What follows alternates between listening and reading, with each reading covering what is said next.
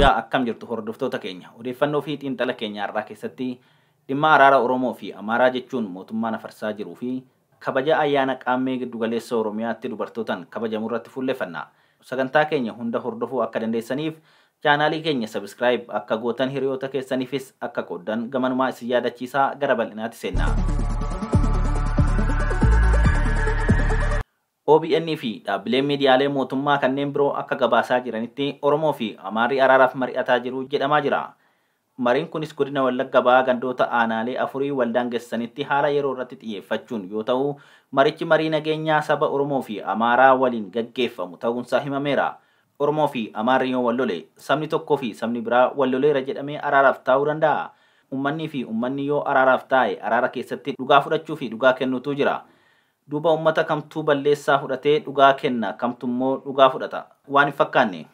Jaarmiyaalee siyaasaa yookiin namoonni dhuunfaa yookiin gareewwan bebbeekamoon yoo wal lolanii jiraatan jara san walitti fidanii araarsuun waan dansaati. Dhugaa kennanii walirraa fudhachuunis ni danda'ama. Kanaan achi aadaa araaraa wal dhibdee furuuf seera Itoophiyaa caalatti fayyadu olola rakashaa yerootiif jecha booressuun sirrii miti. Kaayyoon marichaa miira tokkummaatiin nageenya waloo mirkaneessuudhaan obbolummaa cimsachuu akka ta'e bulchaan aanaa Guutoo Giddaa obbo Tamasgeen Gabbisaa himuun isaanii dhaga'ameera. Dhimma nageenyaatiif jecha uummata walitti qabanii Oromoo fi Amaarri marii araaraa taa'e jechuun takkaa'uu aadaa araaraa Oromoo balleessuu fi booressuudha yookaan ammoo uummata lamaanuu tuffachuudhaan maal fiddu jechuu yoo ta'e malee kun marii araaraa otoo hin taane maqaa biraa qaba. Maqaansaa olola siyaasaa miidiyaanii fi waraanni biyyattii seeraa fi naamusa hojii isaanii cabsanii olola paartii itti hojjetan jedhamuu danda'a. Hirmaattonni tokkummaa keenya cimsannee eeggachaa finxaalayyiin maqaa saba Oromoo fi Amaaraan socho'an bakka nun bu'an warreen farra nageenyaa ta'anii tokkummaa nageenyaa booressan of keessaa baafna akka jedhan OBN himeera. Hirmaattonni kun akkamitti walitti qabaman kan jedhuu fi yaada kana bilisa ta'anii ibsatanii kan jedhu dhiisnee otoo akkana jechuu baatanii maaltu irra gahaa ture kan jedhu laaluun barbaachisaadha. Hirmaattonni kun waan paartiin jedhu faallessanii marii jedhame kanarratti yoo dubbatan waan irra ga'u beekuun waan olloota hiriyoota firootaa fi kanneen biroo irra ga'es beeku. Lammiilee shaggar lixaa aanaalee akka Jalduu, Amboo, Daannoo, Midaaqanyi, Liibanjaawii, Ilfataa, Gandabaratii fi kanneen kana fakkaatan keessattuu guyyoota darban keessa kan jumlaan rashanaman, kan jumlaan hidhaman, kan dhaanaman, kan saamaman badii qabaatanii otoo hin taane yookaan hidhannoo qabaatanii mootummaa lolanii otoo hin taane waan paartiin jedhe jechuu diduun yookiin ilaalcha mootummaan hin barbaanne qabu jedhameeti. Kanaafuu uummanni mariirratti argame yoo waan tokko jedhe waan san bilisummaadhaan akka hin jedhin Raayyaan ittisa biyyaa fi konoleelli qawwee qabatee uummata fuuldura dhaabbatuu fi milishaa fi gaachanni sirnichaa galgaluu manarra deemee nama doorsisuu kanaaf ragaadha. Maricha irratti itti gaafatamaa waajjira paartii badhaadhinaa godina Wallagga Bahaa obbo Dhaabaa Bayyanaatis finxaaleeyyii maqaa saba Amaaraa fi saba Oromootiin daldaluudhaan nageenya booressan irratti qabsaa'uun kaayyoo saamichaa isaan irratti bobba'anii jiran fashaleessuun nageenya walootiif tokkummaa obbolummaa jabeechuu qabdu jechuun hirmaattotatti himuu isaanii OBN gabaasuunsaa marichi marii siyaasaa yookiin olola ta'uuf ragaa qubsadha. Nageenya yoo ta'e nageenyi paartii tokko qofa ilaallatee paartii kaan lagatu hin jiru. Dhimma nageenyaa kanarratti paartileen Oromoo karaa nagaa qabsa'an ABO fi KFO'n yeroo baay'ee yaaddoo isaanii ibsachaa turuu quba qabna. Rakkoon siyaasaa marii siyaasaa hunda hammataan yoo furame malee nageenyi waaraan hin argamu jechuun himaa turan paartiin Bilxiginnaa dhaga'uu dide. Kaleessumaa fi dheengaddallee paartileen lamaan kun ajjeechaa jumlaa fi hidhaa akkasumas saamicha Oromiyaa keessatti lammiilee nagaa irratti raawwatamu balaaleffatanii ibsa baasaniiru. Mootummaafis waamicha nageenyaa godhaniiru. Waraanni bilisummaa Oromoos waamicha nageenyaa godhaa turus qaamni aangoo qabu didee marii Taanzaaniyaa diigee waraana haaraa labsee Oromiyaa hunkuraa jira. Shanee of keessaa baasaa jedhee lammiilee nagaa fixaa jira. Qaamni aangoo qabatee lammiilee nagaa rashanaa jiru kun qurxummii balleessuun kan danda'amu galaanicha yoo balleessan qofa jechuudhaan uummata irratti duula kan eegale ta'uun ni yaadatama. Araara Oromoo fi Amaaraa jedhame kana irratti ajajaa waraana Itoophiyaa damee lixaa Konoleel Tachiloo Dirribeetis nagaaf dursa kennanii hojjechuun bu'aan isaa ummatichummaaf waan ta'eef nageenya keessan eeggachaa misooma keessan itti fufsiisa. Warreen yakka raawwatanii hawaasa keessa dhokatan kanneen hidhannoodhaan gosa Oromoo fi Amaaraa keessa socho'an nagaan akka harka kennataniifis jaarsoliin biyyaa fi abbootiin amantaa irratti hojjechuu qabdu jechuun hirmaattotaaf ajaja kennuu isaanii OBN gabaaseera.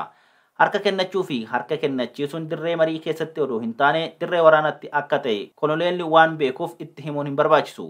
Marii kanarratti kan jedhaa jiru garuu jaarsolii fi abbootiin amantii jara qawween socho'u nuuf gowwoomsaa galchaa jechuudhaan hojii siyaasaa hojjechiifachuuf yaaduu agarsiisa. Kan silaa konoleen liyyuu siyaasa keessa seenuu hin malle jaarsoliinii fi abbootiin amantiis akka bilisa hin taane siyaasa paartii tokkootti harkisaa jira.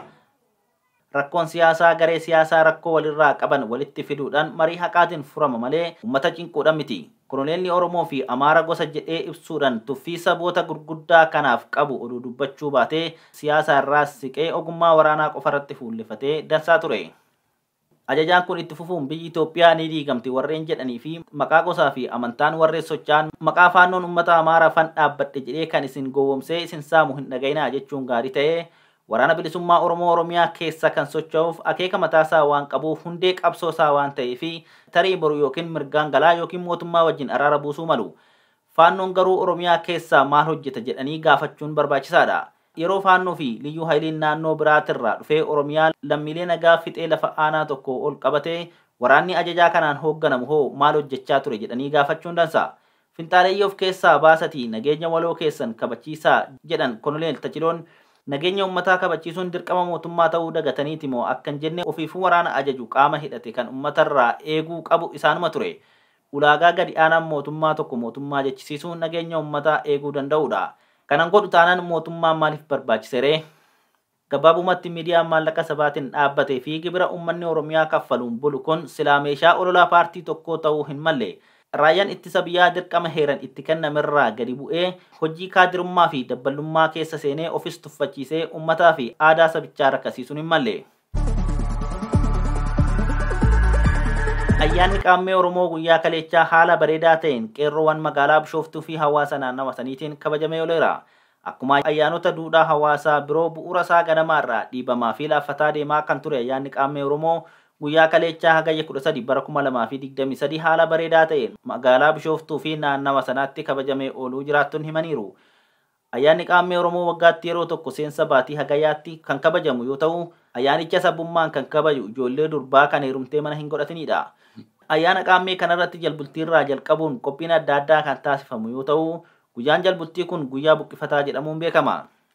Guyyaa buqqifataa kanas durbi ayyaana kana kabajuu dandeechuu gamtaan yaa'uudhaan lafa caffee yookiin laga qarqara bakka dhallaaduun itti argamuu dandeechuu dhaquun dhallaaduu gaafa qaammee mana namaarra deemanii uummataaf baalchan buqqifatu.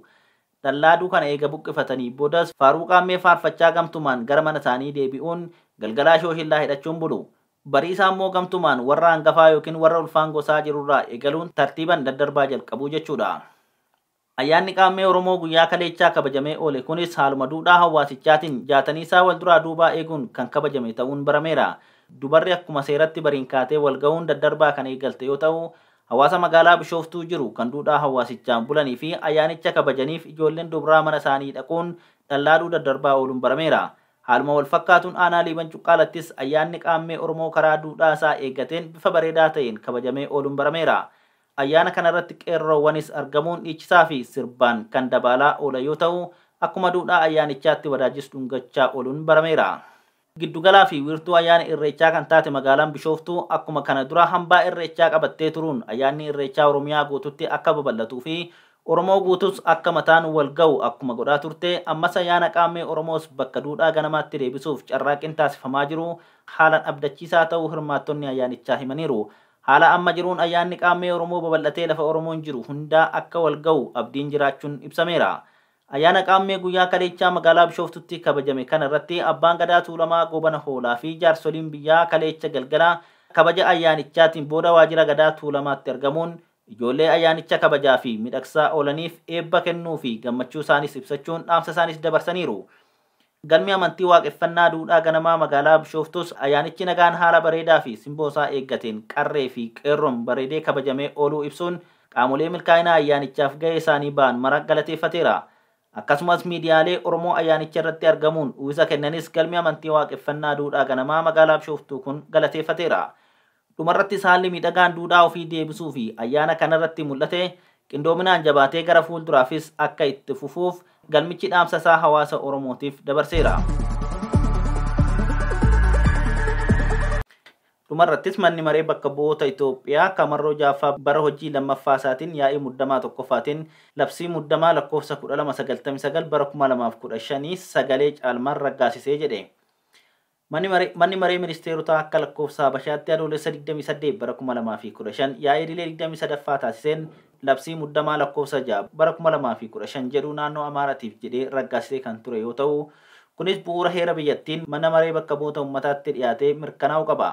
Manni maree bakka bu'oota Itoophiyaa marroo 6ffaa bara hojii lammaffaa akkuma heerichi keewwata 93 jalatti tumetti har'a yaa'ii muddamaa tokkoffaa taasisuudhaan sagalee mormii 16 kan sagalee hin kennin 12 galmeessuun sagalee caarman mirkanaa'uusaa miidiyaaleen mootummaa gabaasaniiru.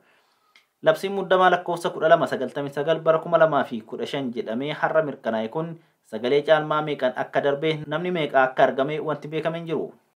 Kaabineen labsii muddamaa akkuma baaseen ministeerri haqaa Geediyoon Ximooxiyoos labsii muddamichaa laachisuun ibsa kennee tureen labsichi naannoo Amaaraatiif kan bahe ta'us akkuma barbaachisetti guutuu biyyaatti hojiirra oola jechuudhaan ibsa burjaajii uumu kennee turuun kan yaadatamu yoo ta'u, amma mana mareetti yeroo mirkanaa'utti naannoo Amaaraa qofaaf immoo guutuu biyyaa laallata kan jedhus ifatti hin beekamne. Labsiin muddamaa kun mana maree ministeerotaa yookiin kaabinee Abiyyiin akkuma baheen guyyuma san irraa eegalee Finfinnee magaalaa Shaggarii fi naannessaa Shaggar Lixaa fi Oromiyaa bakkoota biroorraa namoonni waraana Amaaraatiin hidhata tokkollee hin qabne Oromoonni jumlaan ajjeefamaa fi hidhamaa jiraachuun ni beekama. Egaa hordoftoota keenya odeeffannoowwan keenya har'aatirraa waa hubattaniirtu jennee abdanna. Qabiyyeewwan odeessaa fi xiinxalaa kan siyaasaa, olaantummaa seeraa, mirga namoomaa, dhimma aadaa, hawaasummaa fi kan kana fakkaatan irratti dhiyeessinu akka isin biran dabarreef chaanaalii keenya sabiskiraayib godhaa, hiriyoota keessaniif qoodaa jechaa qophii keenya goolabnaa horaa bulaa.